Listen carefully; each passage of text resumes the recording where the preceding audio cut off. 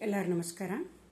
ನಾನು ಈಗ ಚಂಪಕಾವತಿಯ ನಗರವನ್ನು ಈ ಅಶ್ವಮೇಧ ಕುದುರೆ ಪ್ರವೇಶ ಮಾಡಿದ್ದನ್ನು ಕಥೆಯನ್ನು ಹೇಳಕತ್ತೇನೆ.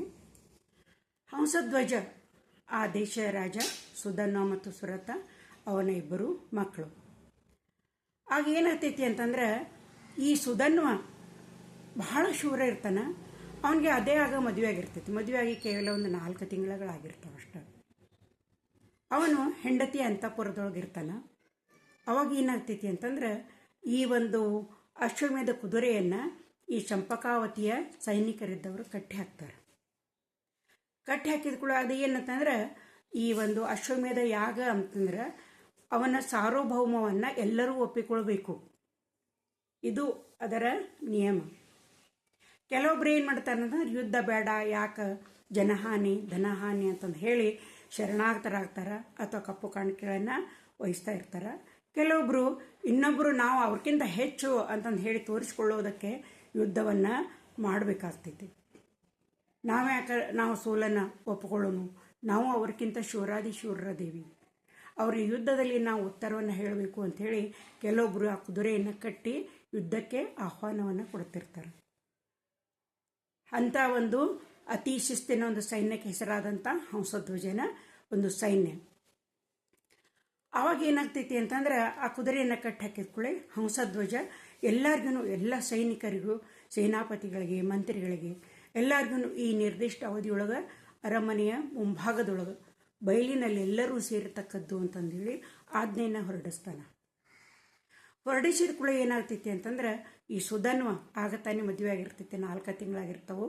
ಪ್ರಭಾವತಿ ತನ್ನ ಹೆಂಡತಿ ಪ್ರಭಾವತಿಯೊಡನೆ ಅಂತಃಪುರದೊಳಗಿರ್ತಾನೆ. ಆನಂತರ ಎಲ್ಲ ಸೈನಿಕರು ಎದ್ದು ಬಿದ್ದಂಥ ಎಲ್ಲ ಕೆಲಸವನ್ನು ಬಿಟ್ಟು ಆ ಬಯಲಿನಲ್ಲಿ ಸೇರ್ತಾರೆ.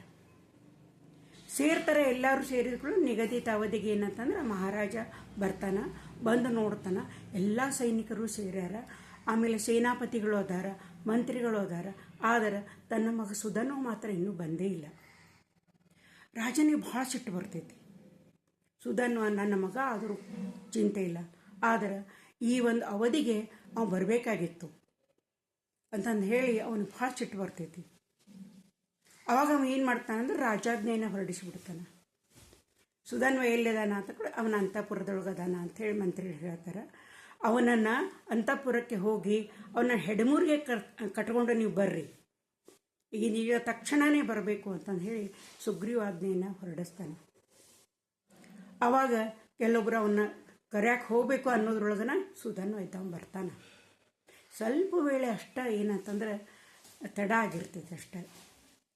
ಆದರೆ ಆ ಹಂಸಧ್ವಜ ಏನು ಮಾಡ್ತಾನೆ ಅಂತಂದ್ರೆ, ಇಂಥ ಒಂದು ಪರಿಸ್ಥಿತಿಯೊಳಗೆ, ಈ ಯುದ್ಧದ ಸನ್ನಿವೇಶದೊಳಗೆ ಇವ ಬಹಳ ತಡಮಾಡಿ ಬಂದ ಅನ್ನುವಂಥ ಕಾರಣದಕ್ಕೆ ಏನು ಮಾಡ್ತಾನಂತಂದ್ರೆ, ಅವನಿಗೆ ಉಗ್ರವಾದಂಥ ಶಿಕ್ಷೆಯನ್ನು ನಾವು ವಿಧಿಸ್ತಾನೆ. ಏನು ಶಿಕ್ಷೆ ಅಂತಂದ್ರೆ, ಒಂದು ದೊಡ್ಡ ಕೊಪ್ಪರಿಗೆಯೊಳಗೆ ಎಣ್ಣೆಯನ್ನು ಕಾಯಿಸಿ, ಆ ಎಣ್ಣೆ ಕುದೀತಿರ್ಬೇಕಾದ್ರೆ ಅವನನ್ನು ಅದರೊಳಗೆ ಒಗೆಯೋದು. ಇಂಥ ಕ್ರೂರವಾದಂಥ ಒಂದು ಶಿಕ್ಷೆಯನ್ನು ಹಂಸಧ್ವಜ ತನ್ನ ಮಗನಿಗೆ ವಿಧಿಸ್ತಾನೆ. ಎಲ್ಲರೂ ಭಾಳ ಆಘಾತ ಆಗ್ತೈತಿ. ಇಂಥ ಶೂರ ಮತ್ತು ಭಾಳ ಜನಾನುರಾಗಿಯಾಗಿರ್ತಾನೆ ಸುಧನ್ವ. ಎಲ್ಲ ಒಂದು ಪ್ರಜೆಗಳ ಪ್ರೀತಿಯನ್ನು ಸಂಪಾದನೆ ಮಾಡಿರ್ತಾನೆ. ಇಂಥವನಿಗೆ ಇಂಥ ಉಗ್ರವಾದಂಥ ಶಿಕ್ಷೆ ಏನು ಅಂತಂದು ಹೇಳಿ ಎಲ್ಲರೂ ಮರುಗ್ತಾರೆ. ಮಂತ್ರಿ ಹೇಳಕ್ಕೆ ವೃದ್ಧ ಮಂತ್ರಿ ಇರ್ತಾನೆ, ವಯಸ್ಸಾಗಿರ್ತೈತಿ, ಅವನು ಹೇಳಕ್ಕೆ ಹೋಗ್ತಾನೆ. ಆದರೂ ಮಹಾರಾಜ ಕೇಳೋದಿಲ್ಲ. ಎಲ್ಲರಿಗೂ ಒಂದೇ ರೀತಿಯಾದಂಥ ಶಿಕ್ಷೆ, ಅವನು ನನ್ನ ಮಗ ಆಗಿರಲಿ, ಸಾಮಾನ್ಯ ಪ್ರಜೆ ಆಗಿರಲಿ ಅಂತ ಹೇಳಿಬಿಡ್ತಾನೆ. ಮಂತ್ರಿಗೂ ಏನೂ ಮಾಡೋಕ್ಕಾಗೋದಿಲ್ಲ. ಆ ನಂತರ ಆ ಸುಧನ್ವನಿಗೆ ಸಂಜೆ ಆಗ್ತಾ ಇದ್ದಂಗೆ ಎಲ್ಲ ಜನರು ಬಂದು ಸೇರ್ತಾರೆ.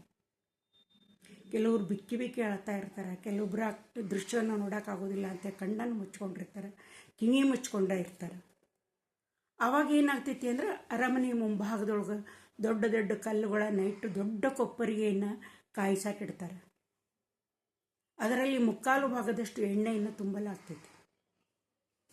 ತುಂಬಿದಾಗ ಅವನನ್ನು ಇನ್ನು ಒಗಿಬೇಕು ಅನ್ನೋದೇ ಅವನ ಇಚ್ಛಾ ಏನು ಅಂತಂದು ಹೇಳಿ ಕೇಳ್ತಾರೆ. ಮಹಾರಾಜ ಕೇಳ್ತಾನೆ, ನಿನ್ನ ಇಚ್ಛೆ ಏನಾದರೂ ಇದ್ರೆ ಹೇಳೋ ಅಂತ. ಆಗ ಸುಧನ್ವ ಹೇಳ್ತಾನೆ, ಇಲ್ಲ, ನಾನು ತಪ್ಪು ಮಾಡೀನಿ, ನಿಮ್ಮ ಆಜ್ಞೆ ಆದ್ಕೊಳ್ಳೇನ ನಾವು ಬರಬೇಕಾಗಿತ್ತು, ತಪ್ಪು ಮಾಡೀನಿ, ಅದು ನನಗೆ ಹೇಳ್ಕೊಳ್ಳುವಂಥದ್ದು ಏನೂ ಇಲ್ಲ, ನನ್ನ ಶಿಕ್ಷೆನ ನಾನು ಸ್ವೀಕಾರ ಮಾಡ್ತೇನೆ ಅಂತ ಹೇಳ್ತಾನೆ ಸುಧನ್ವ. ಅವಾಗೆಲ್ಲದನ್ನು ಭಾಳ ಆಗ್ತೈತಿ, ಭಾಳ ಕೆಟ್ಟ ಅನ್ನಿಸ್ತೈತಿ. ಇನ್ನು ಮಹಾರಾಜ ಆಯಿತು ಅಂತಂದು ಹೇಳಿ ತನ್ನ ದಂಡವನ್ನು ತಗೊಂಡು ಇನ್ನು ಮೇಲೆ ಎತ್ತಬೇಕು ಅನ್ನೋದ್ರೊಳಗೆ ಎತ್ತಿದ್ರು ಅಂತಂದ್ರೆ ಆ ಸುಧನ್ವನ್ನು ಆ ಕುದಿಯುವಂಥ ಎಣ್ಣೆಗೆ ಹಾಕಿಬಿಡೋದು, ಅಷ್ಟೇ ಉಳಿದಿರ್ತೈತಿ. ಆ ಹೊತ್ತಿನೊಳಗೆ ನಿಲ್ಲಿಸಿ ಅಂತಂದು ಹೇಳಿ ಒಂದು ಜೋರಾದಂಥ ಶಬ್ದ ಇದ್ದದ್ದು ಕೇಳಿಸ್ತೈತಿ. ಆಗ ಯಾರು ವಿಜ್ಞಾರ ತಡೆಯಕತ್ತಾರಂತೆ ಎಲ್ಲರೂ ಬಾಗಿಲ ಕಡೆ ನೋಡ್ತಾರೆ, ಮುಖ್ಯ ದ್ವಾರದ ಕಡೆ. ಅಲ್ಲಿ ಶಂಖ ಮತ್ತು ಲಿಖಿತ ಇಬ್ಬರು ಆಸ್ಥಾನ ಪಂಡಿತರು ಆಗಮಿಸ್ತಾ ಇರ್ತಾರೆ. ಅವ್ರು ಏನು ಮಾಡ್ತಾರೆ ಅನ್ನೋದನ್ನು ನಾನು ಮುಂದಿನ ವಿಡಿಯೋದೊಳಗೆ ಹೇಳ್ತೀನಿ.